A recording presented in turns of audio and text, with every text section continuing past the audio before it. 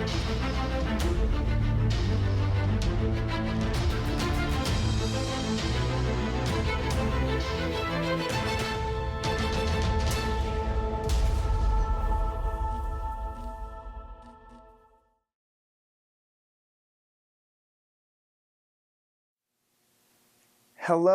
and welcome back, ladies and gentlemen, to the Spinal Hygiene Podcast. I'm Dr. Tabor Smith. Today we're going to be talking about home spinal care. If you tuned in to our last episode, we were answering this question, can spinal degeneration be prevented, or can we lower our risk for spinal degeneration? We determined that there are some factors that are preventable. I mean, damage to the spine. You can't always avoid a car accident. You can't avoid a slip and fall. Things that happen on accident are out of your control. But are there things that we can implement that are in our control that could lower our risk factors? And the answer is yes, because if we know what a healthy spine is, and if we know what causes degeneration, we can avoid those things that cause it. We can build up and strengthen those areas that prevent it. And that's what we're going to jump into today with our topic, home spinal care. The reason it's called home spinal care is you have to do this on a daily basis. Yes, I encourage you go to a chiropractor. I encourage you you visit them regularly to get your spine checked, to get adjusted. Adjustments are powerful. I'm a chiropractor myself, if you don't know that already. And we see hundreds of patients that come through our office every week. We're able to adjust them, their entire families, help them stay in a healthy alignment and remove a subluxation. That's what a chiropractor does, and you need a board-certified chiropractor to remove subluxation to help you get on with your life, to help you remove issues in your spine. But then from a day-to-day basis, what are you doing to maintain that health of your spine? We see this in dentistry all the time. You wouldn't wait to start brushing your teeth until you have a cavity, right? And if you go to a dentist with a cavity, they would fix the cavity and they say, oh, we fixed that cavity, you don't have to brush anymore. No, we go to the dentist, they correct the cavity, but then when we go home, we're given instructions on how to take care of our teeth, practice proper dental hygiene, brush, floss, all the things that are required to keep your teeth healthy and to keep them from degenerating. That's the same thing we're saying here with your spine, is that yes, we want you to go see a chiropractor, we want you to visit them regularly, but then what are you doing at home on a daily basis to maintain the three areas, the three foundational concepts of spinal hygiene, which we talked about in the last episode? Number one, spinal alignment. What are you doing to maintain spinal range of motion? And number three, what are you doing to build spinal strength and fitness?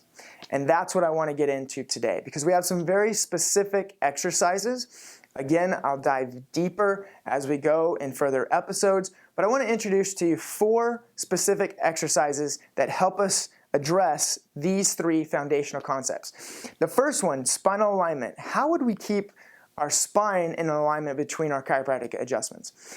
Well, if you understand the proper alignment of the spine, that the spine should be straight when you're looking at someone from the front. And if we see that there are deviations or shifts or alignments, then that is the definition of subluxation. We would go to a chiropractor, we get that corrected. Then if we're looking from the side, we don't want to see a straight spine. From the side, we want to see these natural curves. There should be approximately a 40-degree curve of the neck. It should curve the opposite direction in the upper back. And then we should also see a 40-degree curve in through the lower spine. So if we've lost these curves, in fact, you've probably seen people, you probably see them out on the street today, they have this terrible head forward posture, they hunch forward their spine. It means they've lost this good alignment in their spine. They've lost these natural curves. And this is why we go to a chiropractor to get that alignment corrected. But then what are you doing on a daily basis to keep and to hold these natural curves? Because a lot of people don't realize how important they are for your overall health. When you lose these curves, when you get this posture, research has shown that it's associated with high levels of mortality, meaning people, they don't live as long when they have this type of poor degenerative posture. So we want to be able to correct those alignments. And one of the exercises that we do is called spinal molding. Now, in order to understand spinal molding, and again, we're going to have an episode specifically just on spinal molding, but we have to understand the qualities of the discs. Inside your discs, you have a gel material. And as you move and as you stretch, it loosens up. It becomes more fluid-filled like, or fluid-like. And so in the evening, when you are at home and when you go to bed, your spine's usually at its loosest because you've been up, you've been moving around all day. You probably noticed in the morning, it's probably at its tightest. When you wake up in the morning, you get out of bed, you're like, oh, I can't move, because you've been laying in one spot all night and the gel material has hardened in that area. Okay, so spinal molding is an exercise that we want to do at night. If you want to learn more about spinal molding, by the way, go to homespinalcare.com and you can download my book, and it talks in details on how to do this exercise. But basically, at the end of your day, when your spine's at its loosest, you're going to take 2 spinal molding rolls. You're going to lay down on your bed. You're going to put 1 spinal molding roll under the curve of your neck, and 1 spinal molding roll under the curve of your low back. And you're gonna lay on those spinal molding rolls from 5 to 20 minutes. I say that there's a range of time because some people, it's very uncomfortable. If you have loss of curve, if you don't have a good alignment in your spine, it's not gonna be comfortable to lay on those rolls. So at least try to get a few minutes in. But then as you build up and it gets more comfortable, you could even lay as long as 20 minutes on those spinal molding rolls every night, and you begin molding your spine back into a good alignment. You don't even have to wait to have a spinal molding roll. Technically, you could roll a towel and you could put underneath those areas, but at least you're doing something on a daily basis to help maintain that alignment between chiropractic adjustments. You're actually helping your chiropractor out, so he'll appreciate that. And so, again, check out homespinalcare.com. Find out more about the exercise spinal molding so that you can keep this good alignment between your visits, all right?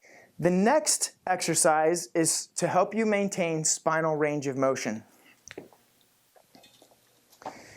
Your spine will move in 3 planes of motion, meaning forward and back, side to side, and rotation.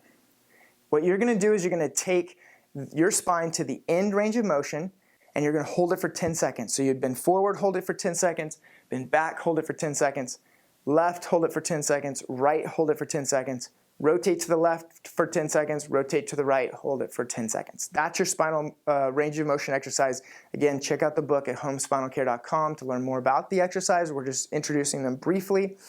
And then when you want to maintain your spinal strength and your fitness, we look at the most degenerative diseases and the most degenerative postures right now in our society, and that is, number 1, head forward posture that we were just talking about. So we want to take an exercise band and you put it on the back of your head, and you actually tuck your chin back and hold for 10 seconds, relax for 5 seconds. And you can do that 3 to 5 times, multiple times per day. That's the exercise we teach to help you strengthen your postural muscles in your upper back and neck so that you don't get this head forward posture. Then we also have an exercise called the wobble exercise, or an exercise disc that you would sit on, and you can actually bend and move, and that helps get motion in the joints in your lower back, prevent arthritis and degeneration by making sure those discs stay moving. It also builds and strengthens core muscles. As we go, I'm going to dive in specifically to each one of those exercises. Just want to give you an overview of what home spinal care really is and how you can begin maintaining the health of your spine and hopefully lower your risk for ever developing spinal degeneration. All right, stay tuned for the next episode. We'll dive in deeper. Thanks for watching.